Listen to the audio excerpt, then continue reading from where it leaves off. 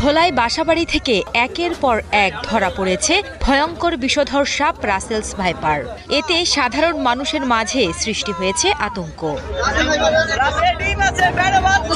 জেলা সদর সহ দৌলতখান, তজুমউদ্দিন ও লালমোহন উপজেলায় খেলার মাঠে, বাড়ির উঠানে, ঘরের খাটের নিচে ও বাথরুমে দেখা মিলেছে রাসেলস ভাইপার সাপের। মোবাইল ফোনের খবর পেয়ে একটি অজগর সাপের বাচ্চা উদ্ধারের জন্য যায়। সেখানে যে আমরা দেখতে পাই একটি রাসেল ভাইপার সাপ। 19 জুন বিকেলে জেলার তজুমউদ্দিনের চৌমোহনী এলাকায় খেলার মাঠে রাসেলস ভাইপার সাপ দেখতে পায় স্থানীয়রা।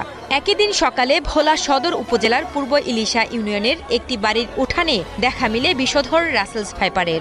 এ সময় সেখানে থাকা লোকজন লাঠি, বাঁশ দিয়ে সাপটিকে পিটিয়ে মেরে ফেলে। এর আগে গতকাল মঙ্গলবার রাতে দৌলতখান উপজেলার ভবানীপুর ইউনিয়নের 1 নং ওয়ার্ডের জালু মাঝির বসতঘরের খাটের নিচে 3টি বিড়াল মৃত অবস্থায়